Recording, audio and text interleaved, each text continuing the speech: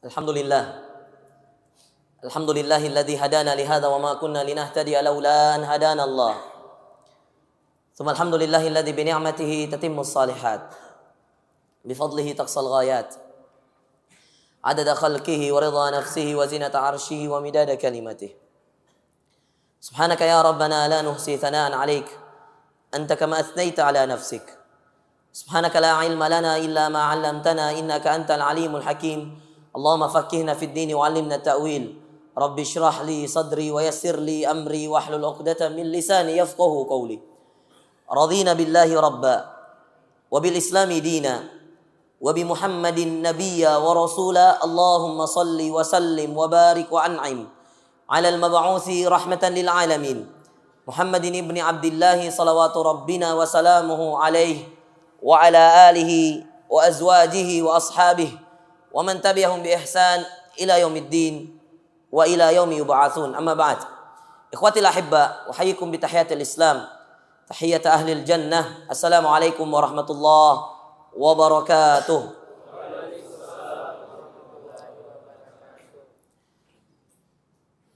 Apalah artinya kekayaan, saudaraku, kalau dirimu tidak tenang?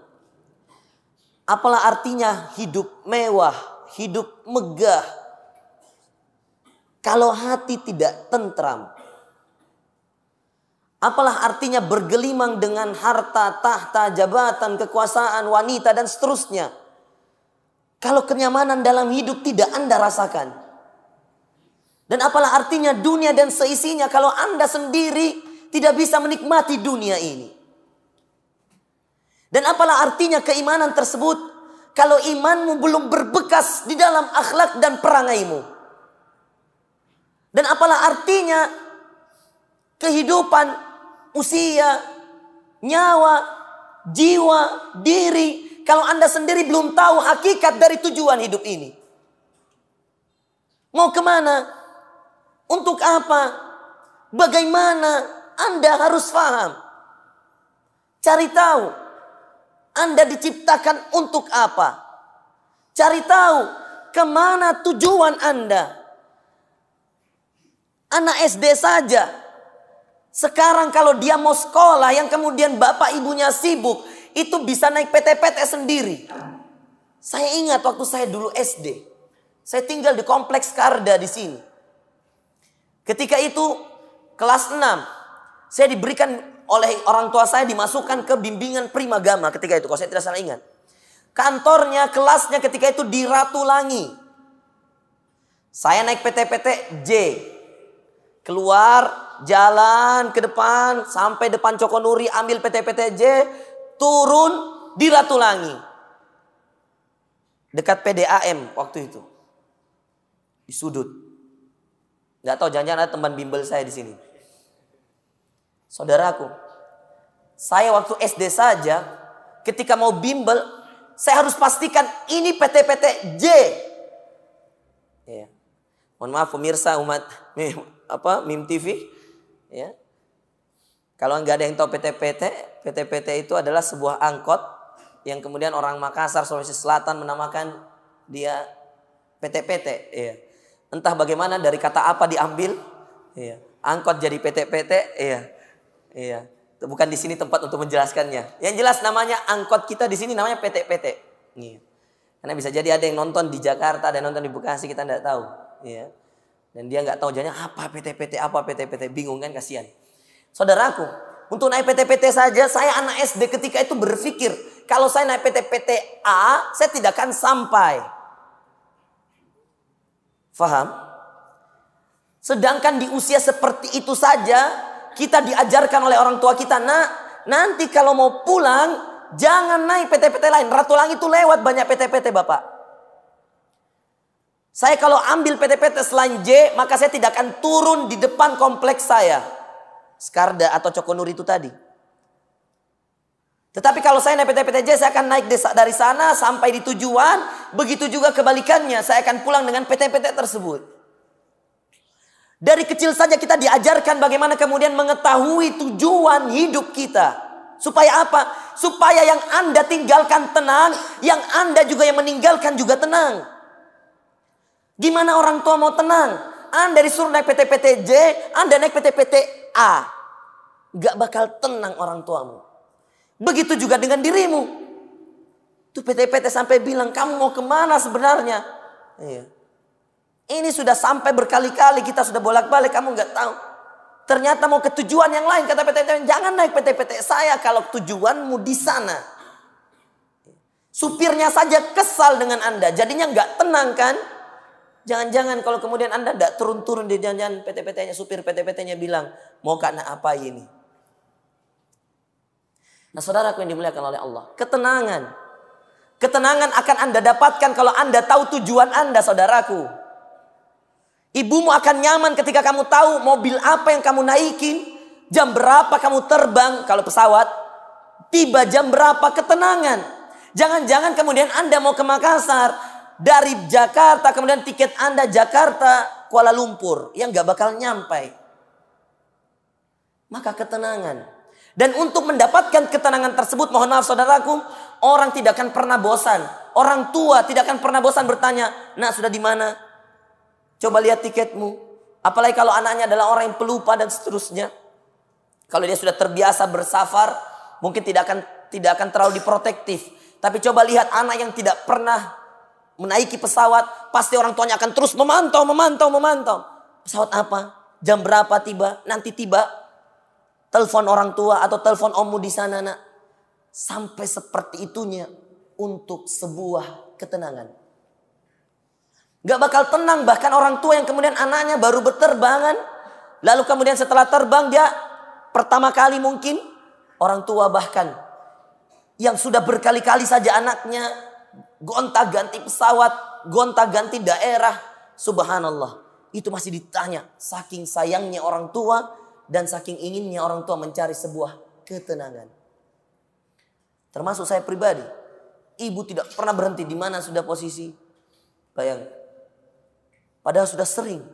Tapi begitulah orang tua untuk mencari sebuah ketenangan. Saudaraku yang dimuliakan oleh Allah. Ketenangan itu mahal. Karena saking mahalnya kemudian Anda perlu ditakit. Ditakit apa? Ditekankan. Berulang-ulang, berkali-kali ketenangan. Dan saudaraku yang dimuliakan oleh Allah. Kalau ada yang kemudian bertanya, Ustadz, bisakah saya membeli ketenangan tersebut? Jawabannya tidak bisa. Karena ketenangan itu muncul dari kemudian hasil yang setelah Anda teliti baik-baik, setelah Anda koreksi baik-baik, setelah Anda pastikan baik-baik, setelah Anda jalani baik-baik, itulah ketenangan. Ketenangan tidak muncul dengan tiba-tiba saudaraku. Ketenangan kemudian dicari, dibentuk, diusahakan. Ketenangan itu hasil ujian-ujian, kegagalan yang kemudian Anda sudah lewati. Tenang. Anda dulu mungkin adalah orang yang kemudian belum mengenal Al-Quran. Kemudian Anda coba futur lagi, lalai lagi. Anda coba membaca lagi, lalai lagi. Anda coba lagi membaca, lalai lagi. Dan seterusnya. Anda terus berusaha untuk mencari ketenangan tersebut. Kegagalan, usaha-usaha, cobaan-cobaan yang Anda lalui tadi akan menghasilkan sebuah ketenangan. Maka ketenangan itu tidak bisa dibeli. Dia diusahakan. Bahkan kemudian orang yang sudah bisa memastikan saya pasti tenang, itu terkadang di dalam ujian, di dalam perjalanannya diberikan ujian-ujian dan cobaan-cobaan. Nah saudaraku yang dimuliakan oleh Allah, judul kita hari ini tenang. Yang kemudian kami rangkumkan dalam satu kalimat, mengejar ketenangan abadi. Mengejar ketenangan abadi. Di muqaddimah tadi yang barusan kami sampaikan tentang tenang. Ada apa dengan tenang? Kata tenang, nyaman, tentram. Orang tenang itu indah hidupnya. Maka kemudian kita ini di dalam beraktivitas, jadilah orang yang tenang. Di dalam memutuskan, jadilah orang yang tenang. Di dalam mengambil keputusan, jadilah orang yang tenang. Di dalam menikah, jangan tenang, cepat. Iya. Anda sudah 28, sudah 27, masih tenang-tenang, masih santai-santai. Hati-hati. Iya.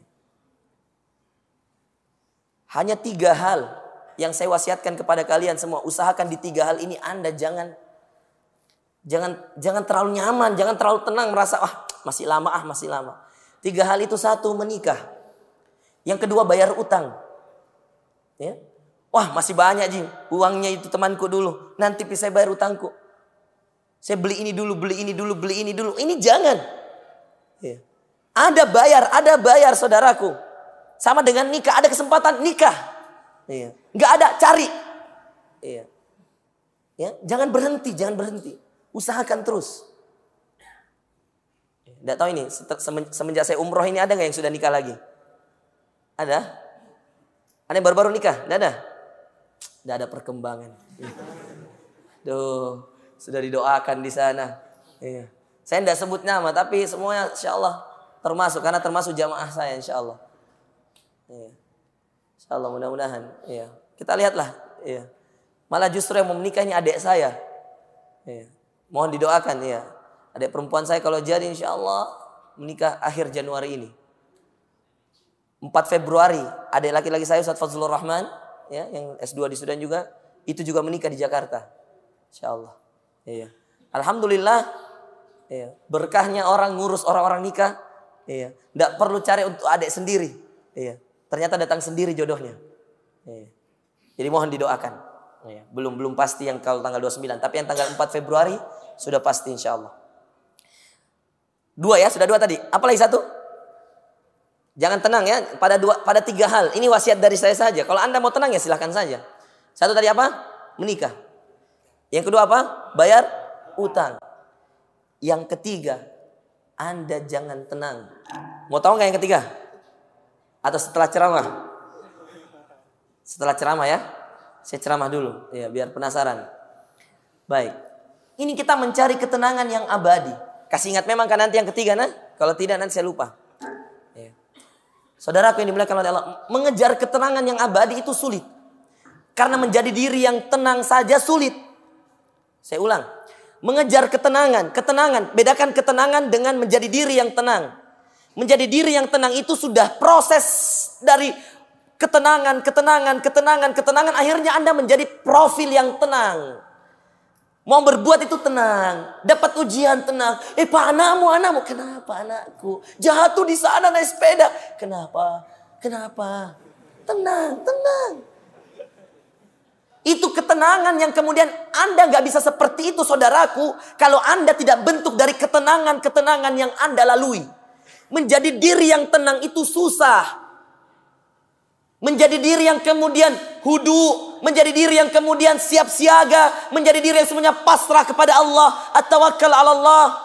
Menjadi diri yang kemudian hasbunallah wa ni'mal wakil, ni'mal maula wa ni'mal nasir. Itu sulit. Yang kemudian dipasrahkan semua kepada Allah itu sulit. Bahkan ketika ada yang terpaksa dan memang sudah ajalnya kemudian dipanggil oleh Allah.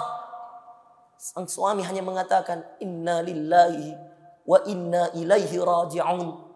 Ya Rabb, sambil berdoa, aku kembalikan istriku kepadamu, engkaulah yang menciptakannya. Ya Rabb, dialah permata hatiku di dunia ini, tapi aku tahu engkau lebih mencintainya. Ketenangan seperti ini sulit saudaraku. Dan itulah kenapa kita dilarang oleh Rasulullah Sallallahu Alaihi Wasallam ketika ada di antara kita yang pergi meninggalkan kita, lalu kemudian menangis terisak-isak, menangis terseduh-seduh, berlebihan dalam menangis. Inilah yang kemudian dilarang. Terlalu berlebihan. Sampai-sampai kemudian berteriak, jarak tetangga yang 10 kilo terdengar tangisannya. Ini berlebihan. Satu kompleks dengar menangisnya. Ini berlebihan. Alladzina idza asabathum musibah qalu inna lillahi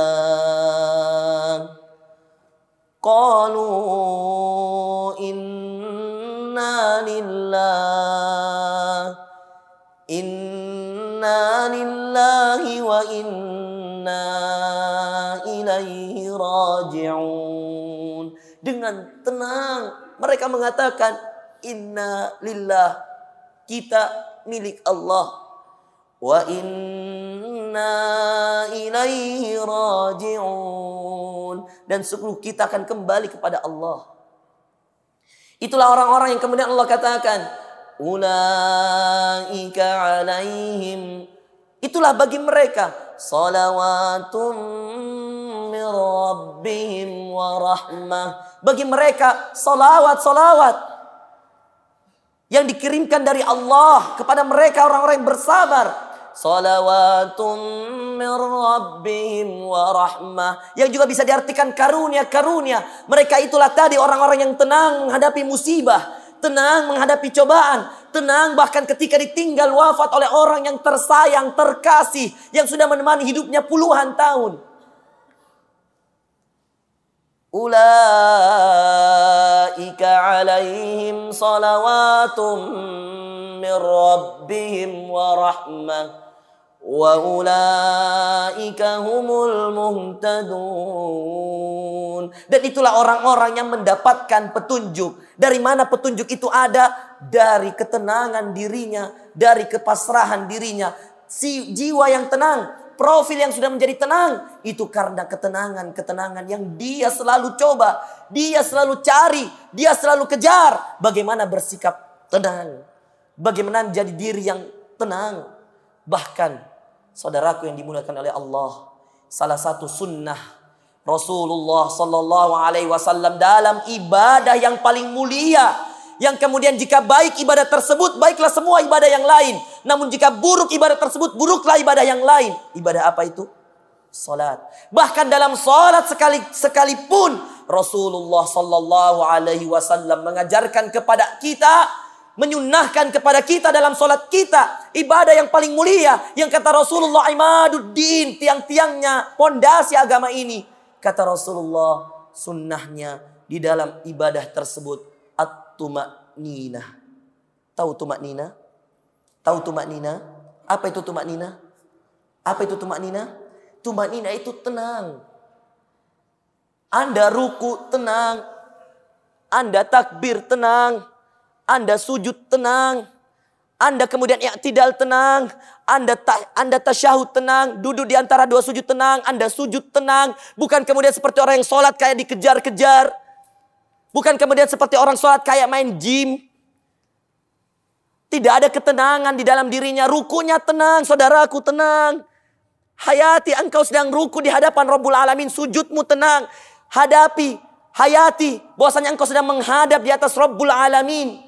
Semuanya Anda hadapi dengan tenang. Ibadah yang seperti sholat, yang kemudian jika benar-benar seluruh amalanmu, jika buruk-buruk seluruh amalanmu, itu disunnahkan untuk tenang. Apalagi ibadah-ibadah yang lain, saudaraku. Maka cara pertama untuk mengejar ketenangan abadi adalah sholatmu jadikan tempat tenang terbaikmu. Untuk membentuk karaktermu menjadi seorang yang profilnya tenang, bersikap tenang, nyaman dalam memutuskan, tentram jiwanya, nyaman hatinya, cari dalam sholatmu.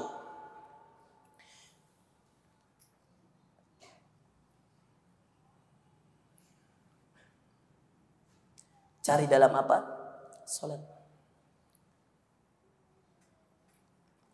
وَهَلْ أَتَاكَ حَدِيثُ مُوسَى إِذْ رَأَى نَارًا فَقَالَ لِأَهْلِهِمْ كُثُوا إِنِّي. Dan telah datangkah kepada kalian kisahnya Nabi Musa? وَهَلْ أَتَاكَ حَدِيثُ مُوسَى إِذْ رَأَى نَارًا فَقَالَ لِأَهْلِهِمْ كُثُوا. Ketika dia melihat cahaya yang bentuknya seperti api, cahaya tersebut, lalu dia katakan kepada keluarganya, istrinya, dia katakan faqala li ahlihim kuthu, tinggallah kalian di sini wahai keluargaku. Inni anastu nara, sungguh aku akan mendatangi sumber cahaya tersebut. La'alli atikum minha bi khabar, jangan-jangan setelah aku datang dari tempat cahaya tersebut, aku dapat membawa kepada kalian kabar. Au ajidu 'alan nari huda, atau aku dapatkan dari cahaya tersebut petunjuk jalan atau petunjuk yang bisa memberikan kita tempat yang mengarahkan kita. Falamma ataha. Ketika Musa mendatangi cahaya tersebut, setelah dia mengatakan kepada keluarganya, tinggallah kalian di sini. Falamma ataha nudiya ya Musa. Dipanggillah Musa dengan suara yang berbeda dari suara-suara yang lain. Dipanggillah Musa dengan panggilan yang tidak pernah didengar sebelumnya. Nudiya ya Musa. Dipanggil Nudiya ya Musa. Yang memanggil siapa? Allah. Makanya julukan Nabi Musa Kalimullah. Orang yang mendapatkan omongan, obrolan, panggilan langsung dari Allah. Langsung mendengarkan suaranya Rabbul Alamin ketika masih hidup di dunia. Kalimullah. Orang yang mendapatkan obrolan, nasihat dari Allah. Ketika Musa mendatangi cahaya, dikiranya cahaya tersebut cahaya biasa. Ternyata ada suara yang menggelegar, yang kemudian ternyata datangnya dari Rabbul Alamin. Nudiya ya Musa. Falamma ataha nudiya ya Musa. Dipanggillah Musa, hai Musa.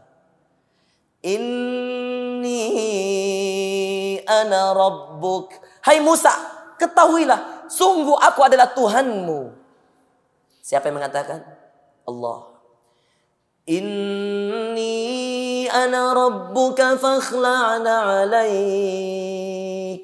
Hai Musa, ketahuilah, sungguh saya ini adalah Tuhanmu.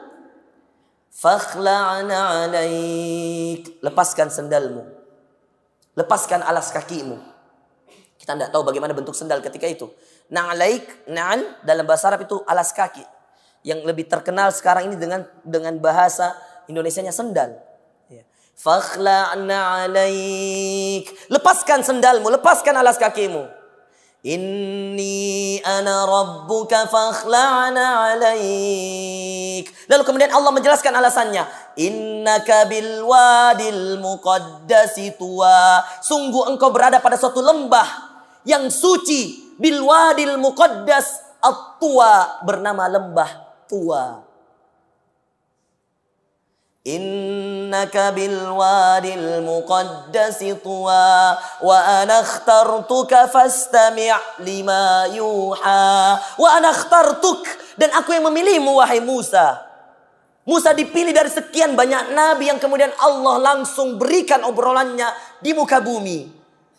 Dan Musa dipilih sebagai seorang rasul yang membawa kitab Taurat. Musa dipilih menjadi seorang nabi yang mulia. Musa dipilih untuk kemudian paling banyak Allah berikan namanya. Allah sebutkan namanya di dalam Al-Quran. Musa yang paling banyak kisahnya di dalam Al-Quran. Musa yang kemudian ujiannya begitu luar biasa dalam berbagai kisah di dalam Al-Quran. Musa seorang yang saleh. Musa seorang nabi yang kemudian tidak pernah berhenti untuk mengetahui hal-hal yang lebih baru. Musa yang kemudian Allah muliakan dan Allah berikan dia sebuah kitab bernama At-Taurah. Wa ana akhtartuka fastami' lima yuha. Dan aku memilihmu wahai Musa, maka dengarkan apa yang akan aku wahyukan kepadamu. Fastami' lima yuha. Lalu kemudian Allah mewahyukan sesuatu. Dengarkan wahyunya saudaraku. Innani anallah. Wahyu yang pertama yang Allah berikan kepada Musa, ketahuilah Musa, sungguh aku adalah Allah. Allah ini memberitahu kepada Musa bahwasanya dialah Allah. Innani anallah. Sungguh aku adalah Allah wahai Musa. Innani anallahu la ilaha illa ana. Tidak ada Tuhan selain aku Musa. Innani anallah.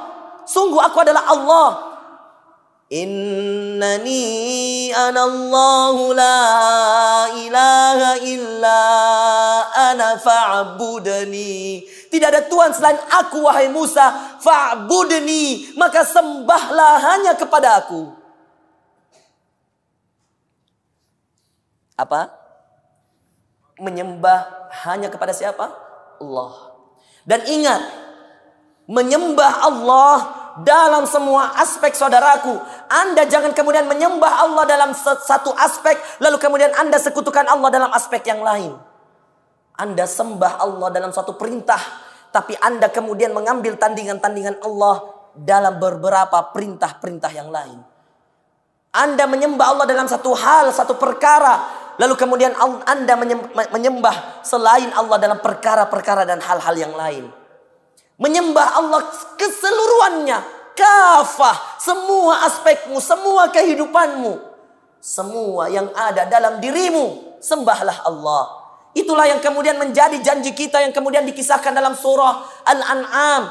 Ketika Ibrahim mengatakan, dikatakan di dalam Al-Quran, ketika Allah memberikan wahyunya kepada Ibrahim alaihissalam, Qul inna salati wa nusuki wa mahyaya wa mamati lillahi rabbil alamin. Bukankah kita telah mengakui di dalam surah Al-An'am Allah memerintahkan kepada kita, Qul, katakan, inna salati, sungguh salatku, wa nusuki, sungguh ibadahku, wa mahyai, sungguh kehidupanku, wa mamati, sungguh kematianku, lillahi rabbil alamin.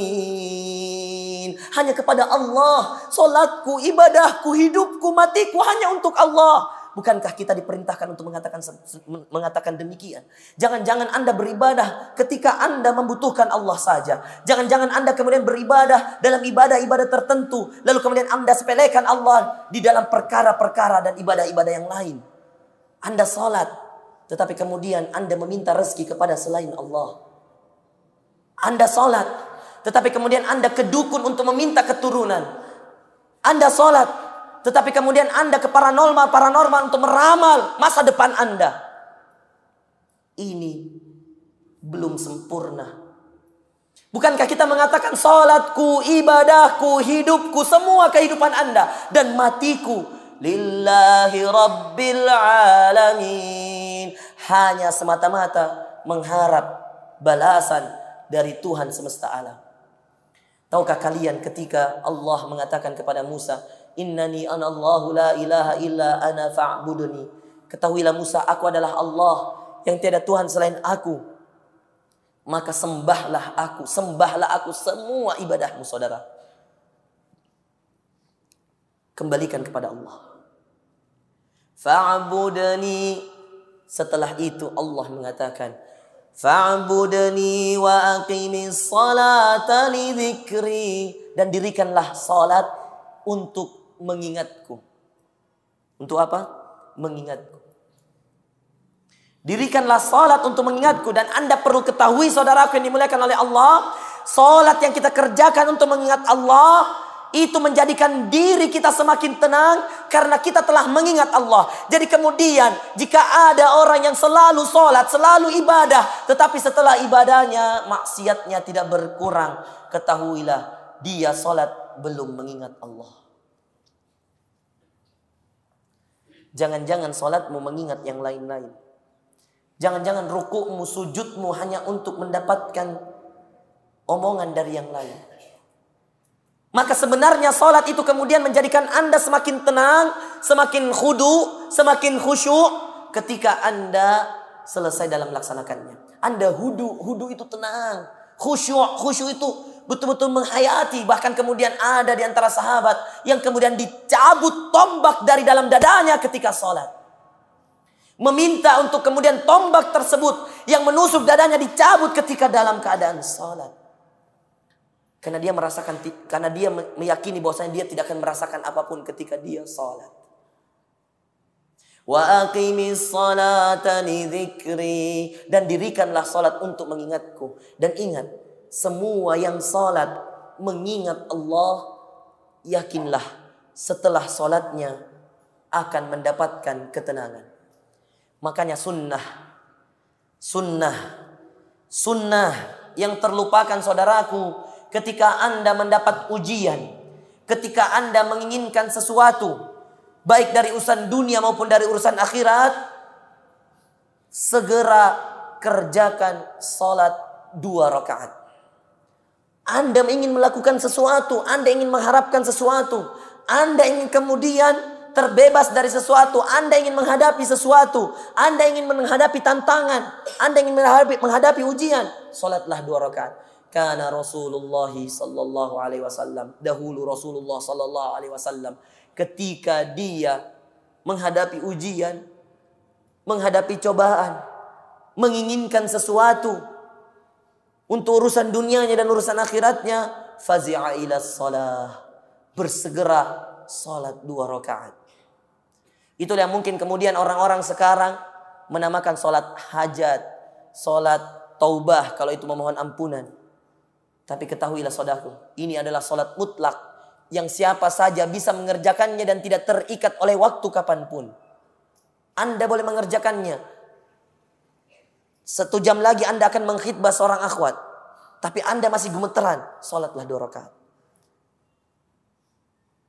Beberapa menit lagi Anda kemudian akan masuk dalam ruang operasi, tapi Anda masih ketakutan, salatlah 2 rakaat. Sebentar lagi Anda akan menghadapi ujian di kampus, di sekolah, salatlah 2 rakaat. Sunnah yang terlupakan, saudara. Ketika Anda sudah salat dan ingin menghadapi ujian, ternyata hatimu belum tenang, berarti ketika salat kamu menghafal pelajaran. Lupakan. Ketika ingin melamar akhwat, mengkhidbah akhwat, kamu belum tenang. Lalu kamu salat 2 rakaat. Setelah salam semakin tidak tenang. Ketahuilah pikiranmu masih ke akhwat. Serius. Saya tidak bercanda. Dan ini terjadi. Maka kalau Anda ingin mendapatkan ketenangan, lupakan objekmu. Lupakan objekmu, saudaraku. Lupakan siapa yang kau tuju, lupakan. Tetapi ingat siapa sumber dari segala sesuatu itu. Cari subjeknya, jangan lihat objeknya. Cari subjeknya, siapa yang memberi rezeki siapa, yang memudahkan siapa, yang melancarkan urusan siapa, yang menyelamatkan siapa. Siapa? Allah. Abu Bakar As-Siddiq ketika terkurung di dalam gua bersama Rasulullah sallallahu alaihi wasallam, di dalam pelarian Rasulullah sallallahu alaihi wasallam di sebuah gunung. Lalu kemudian apa yang terjadi? Kakinya Abu Bakar terlihat. Lalu Abu Bakar mengatakan, sungguh kita akan tertangkap wahai Rasulullah. Kata Rasulullah sallallahu alaihi wasallam, la tahzan, innallaha ma'ana. Jangan bersedih wahai sahabat, sungguh Allah bersama kita. Idhuma fil ghar, ketika mereka berdua di dalam gua. Lalu kemudian Abu Bakar As-Siddiq mengatakan kita akan tertangkap. Karena ketika itu gua sudah dikelilingi oleh musuh-musuh yang ingin membunuh Rasulullah sallallahu alaihi wasallam. Lalu Abu Bakar mengatakan sungguh kita akan tertangkap. Kata Rasulullah dengan yakin. Yang mengatakan la tahzan innallaha ma'ana. Keyakinan yang luar biasa. Mencari subjek bukan objek. Objeknya ketika itu adalah musuh-musuhnya. Tetapi subjeknya adalah Allah. Dengan keyakinan Rasulullah sallallahu alaihi wasallam mengatakan jangan bersedih karena sungguh Allah bersama kita. Kalau Allah sudah bersama kita artinya keselamatan akan datang bersama kita. Karena dialah yang menentukan segala sesuatu. Dialah sumber keselamatan tersebut.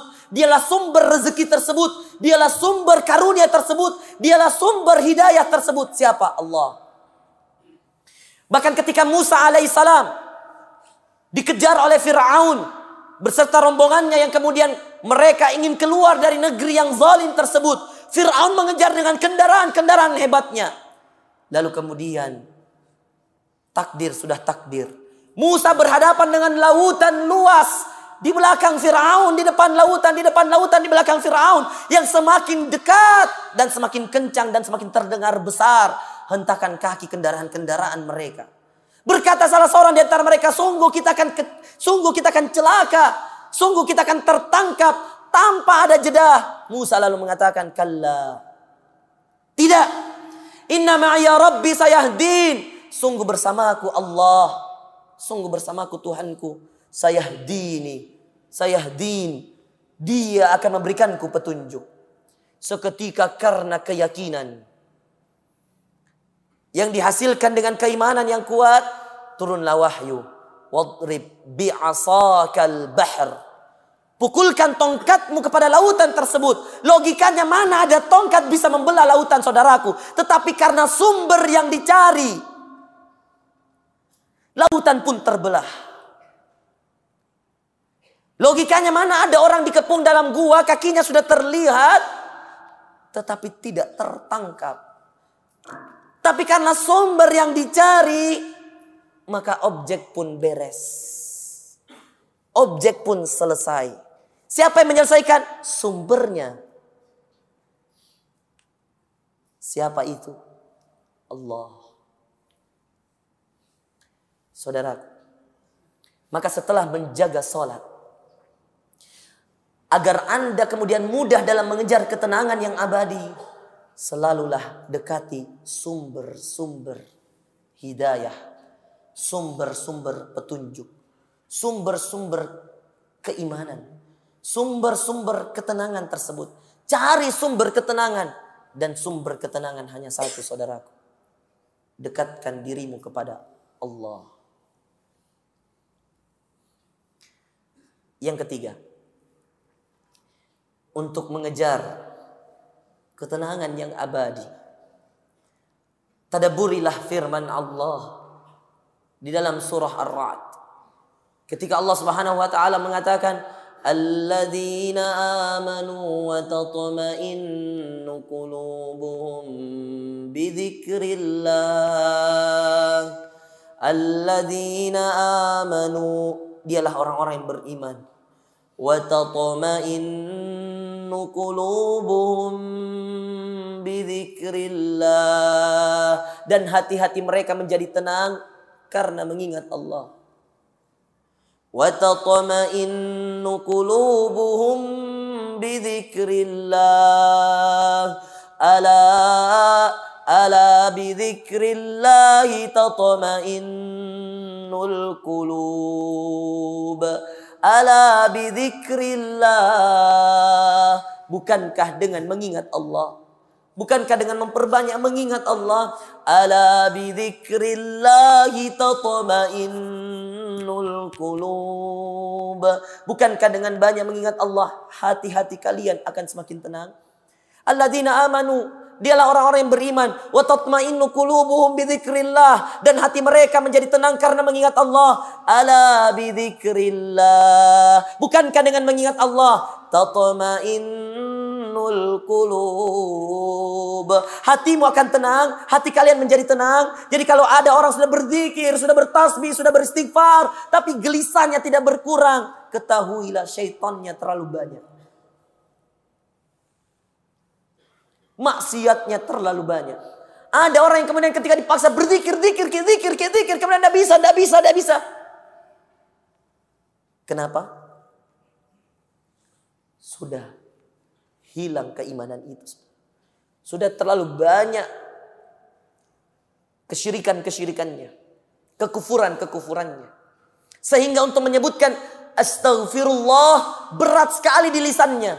Untuk menyebutkan la ilaha illallah berat sekali di lisannya. Untuk menyebutkan subhanallah berat sekali di lisannya.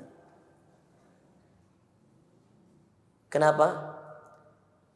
Karena sudah terlalu kotor hatinya.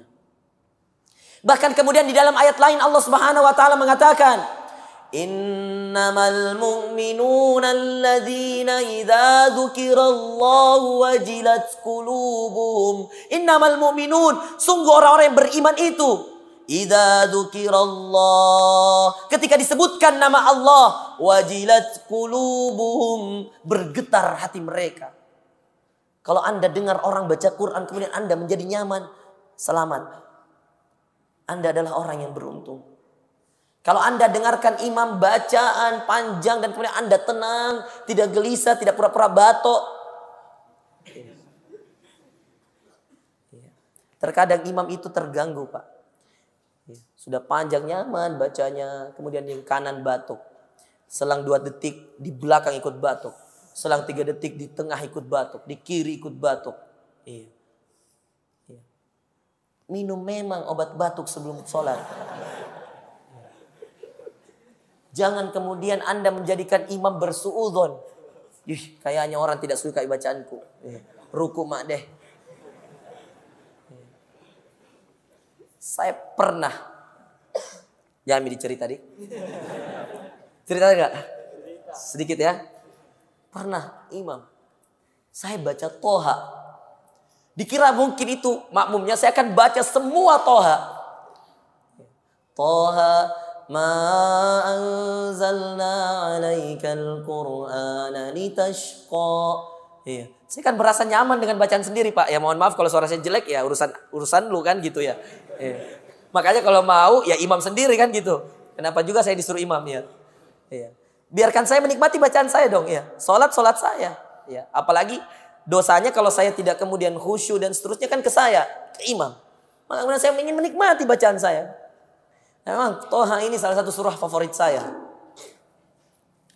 Subhanallah. Itu tadi, ini kan sampai Allahu la ilaha illahu lahul asmaul husna. Itu kan 9 ayat di situ. Jadi itu tentang ya muqaddimah tentang Toha ma anzalna 'alaikal qur'ana litashqa, tentang Al-Qur'an. Lalu kemudian ada asmaul husna, Allahu la ilaha illahu lahul asmaul husna. Berhenti. Nah, masuk kepada ayat ke-10 itu, wahal ataka haditsu Musa, apakah telah datang kepadamu kisah Musa? Ada yang batok. Weh, dalam hatinya mungkin dia bilang, weh panjang-panjang ini kisah Musa.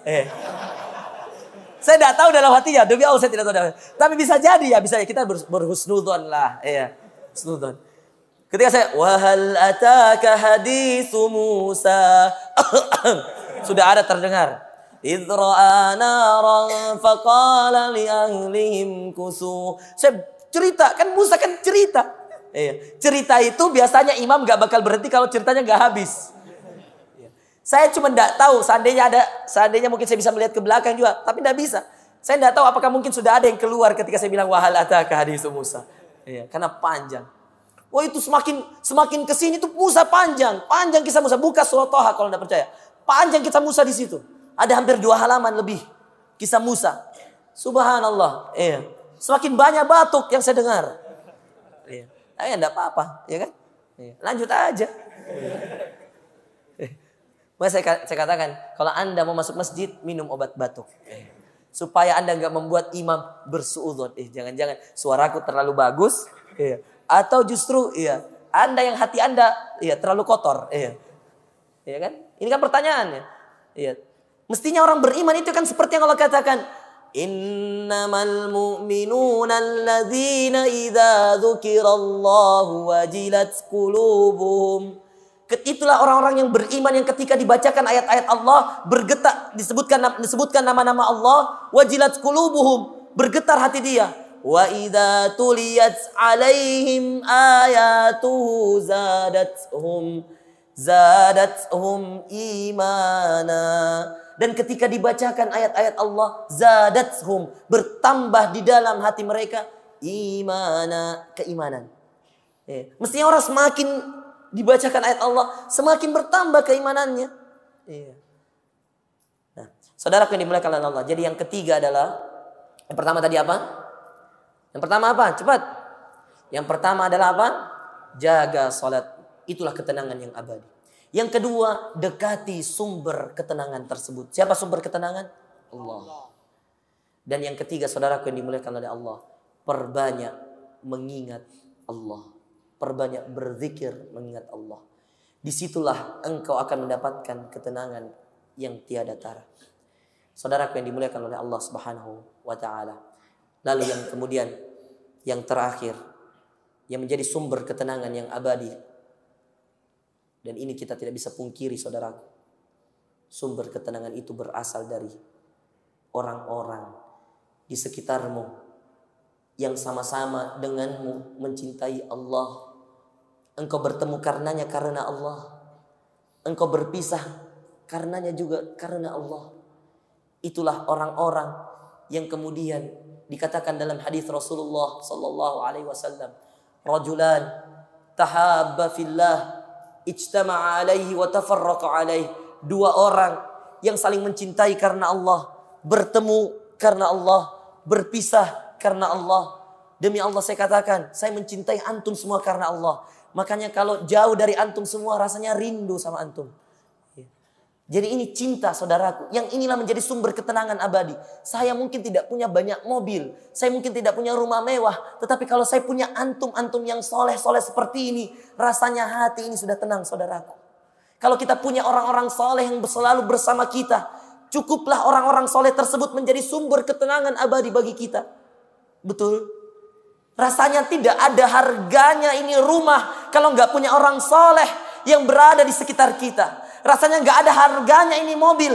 Kalau tidak ada orang soleh yang berdampingan dengan kita. Yang mengingatkan kita ketika kita lupa. Yang mengajak kita ke dalam kebaikan. Yang selalu bersama kita dalam tawasaw bil haqqi wa tawasaw bis sabr. Di dalam saling mengingatkan dalam kebaikan. Dan di dalam saling mengingatkan dalam kesabaran. Siapa mereka? Orang-orang saleh. Maka kemudian dalam hadis dikatakan ainal mutahabbuna bi jalali, dalam sebuah hadisun qudsi Allah mengatakan mana di antara mereka yang saling mencintai karenaku. Al yaum adhilluhum yauma la dhilla illa dhilli. Hadisun sahih. Yang kemudian Allah mengatakan mana orang-orang yang saling mencintai karenaku. Mana mereka? Al yaum adhilluhum, hari ini di hari kiamat nanti aku akan naungi mereka. Yauma la dhilla illa dhilli. Hari yang tidak ada naungan kecuali naunganku, kata Allah. Itu sumber ketenangan abadi. Dan yang terakhir saudaraku. Tadi yang keempat ya, yang kelima, yang terakhir adalah sumber ketenangan itu kita tidak bisa pungkiri saudaraku, mohon maaf yang belum menikah. Ketawa akhwat di atas. Karena banyak juga akhwat di atas belum menikah. Maka akhwat, saya nasihati, kalau ada lelaki soleh datang kepadamu, jangan tanya berapa usianya. Jangan tanya apa pekerjaannya. Jangan tanya di mana rumahnya. Jangan tanya siapa bapaknya. Yang pertanyaan kau tanya adalah sholat subuh di mana.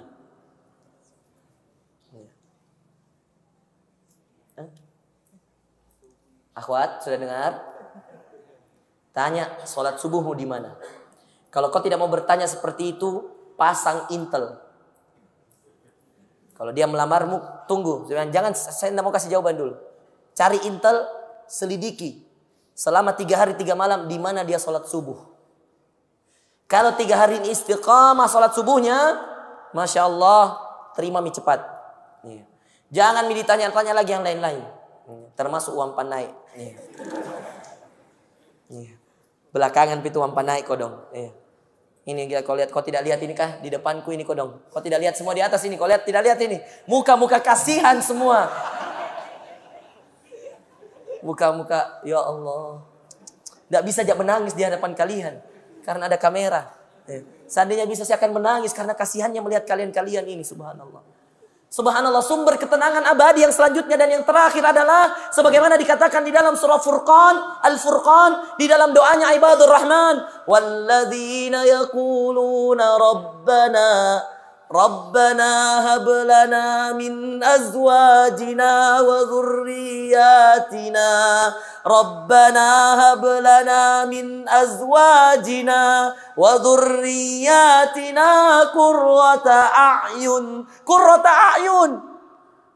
Penyejuk pandangan saudaraku. Anda selama ini berjalan masih nunduk sampai nabrak tembok.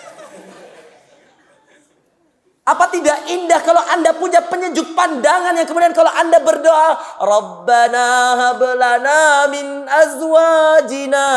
Ya Allah, ini doanya ibadur Rahman, diabadikan dalam Al-Furqan. Baca dan saya yakin Anda sudah banyak yang hafalkan. Tapi belum ketemu jodohnya. Saudaraku, doa ini luar biasa ketika orang berdoa, Rabbana hab lana min azwajina wa dhurriyyatina qurrata a'yun.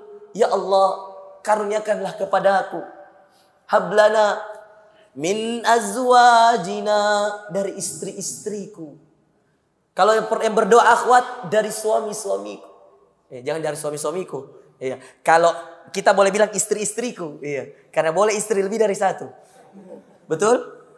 Tapi kalau akhwat di atas tidak boleh bilang dari suami-suamiku karena suamimu cuma satu. Tidak boleh lebih. Iya. Meninggal baru kamu kemudian bisa menikah lagi. Tapi kalau kita boleh selama hidup boleh. Iya. Bukan berarti ustadz poligami belum. Iya.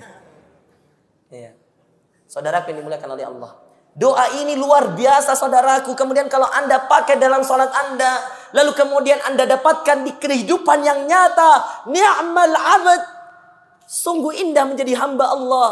Yang kemudian yang halal menjadi penyejuk pandangan kita saudaraku. Tidak ada rasa capek rasanya ketika pulang kerja. Lihat istri menyambut dengan senyuman. Lihat anak menyambut dengan tawanya. Rasanya dunia ini gak ada apa-apanya, gak ada artinya. Rasanya capek itu tidak ada. Karena penyejuk mata tadi. Siapa? Istri-istri. Istri-istri kita yang salehah. Anak-anak kita yang saleh. Makanya kemudian berdoa ibadur rahman. Hablana min azwajina wa dhurriyyatina qurrata a'yun. Yang menjadi pelipur, penghibur pandanganku, penyejuk mata hatiku, penyejuk pandangan mataku. Qurrata a'yun, qurrata a'yun, qurrata ain, qurrata ain, qurrata a'yun. Siapa qurrata a'yun? Itu tadi azwajina wa dzurriyyatina, pasanganmu dan keturunanmu. Inilah sumber ketenangan yang abadi. Makanya bohong Pak. Ada jomblo. Nyamannya hidupku Ustaz. Tenang, tidak ada ganggu Kak, sendiri Kak hidup. Kasihan orang begini Pak. Di dalam kesendiriannya Indomie telur jina makan. Di dalam ketenangannya bedeng. Iya, mohon maaf, mubazir ki motornya. Serius. Motor itu dibeli Pak, sudah disetting untuk ada penumpang di belakangnya. Betul tidak? Jago ketawa saja. Tunduk mau kok ya, tunduk ya. Malu kok sah? Iya. Oh, tunduk saja, tunduk. Sudah disetting seperti itu. Iya. Pembuat motor di Jepang saja tahu. Ini kalau dia punya istri bagaimana duduknya. Anda sudah 10 tahun punya motor. Angin terus kau bawa. Na'udzubillah billah. Nah, itulah 5 sumber ketenangan tadi. Mudah-mudahan kita bisa mengejar 5 tadi. Ya. Dan kalau ada yang lebih, tambahkan sendiri saudaraku yang dimuliakan oleh Allah. Ya. Mudah-mudahan kita bisa mengejar ketenangan yang abadi tadi. Jazakumullah khair. Anak capek sekali. Iya. Dari umroh kemudian langsung Bekasi, beda buku belum istirahat langsung disuruh Ustaz Harman mengisi di sini. Iya. Tapi karena kerinduan nggak ada rasa capek saudara. Nyaman rasanya melihat orang-orang soleh seperti antum semuanya. Mudah-mudahan kita dipertemukan oleh Allah dalam keadaan yang soleh. Kenapa? Apa? Yang ketiga. Terima kasih mengingatkan. Nggak lolos kan? Saya sudah mau lolos ini tadi. Coba alihkan pandangan dan pikiran antum. Ternyata ada yang konsentrasi. Iya. Dan saya yakin yang konsentrasi bujang. Toh? Belum pokok menikah toh? Iya. Masih kau tunggu apa tadi satu itu? Iya. Jangan-jangan kau tidak hafal yang 5 hanya untuk menunggu yang 1. Saya curiga. Coba yang 5 apa? Sumber mengejar ketenangan abadi. Apa beda 5? Iya. 1 apa? Salat. Iya. Yang kedua? Ku bilang ya? Apa? Mencari sumber ketenangan. Siapa? Allah. Oke. Ketiga. Apa? Banyak berzikir, selalu mengingat Allah. Oke. Yang keempat. Ku lupa mi. Ku bilang. Ya. 4. Berada dengan orang-orang yang soleh, mencintai karena Allah, bertemu karena Allah, berpisah karena Allah. Sumber ketenangan abadi. Anda gak bisa beli yang itu. Demi Allah. 5 sumber ini Anda tidak bisa beli saudaraku. Wallah, sekaya apapun Anda. Baik yang terakhir. Apa?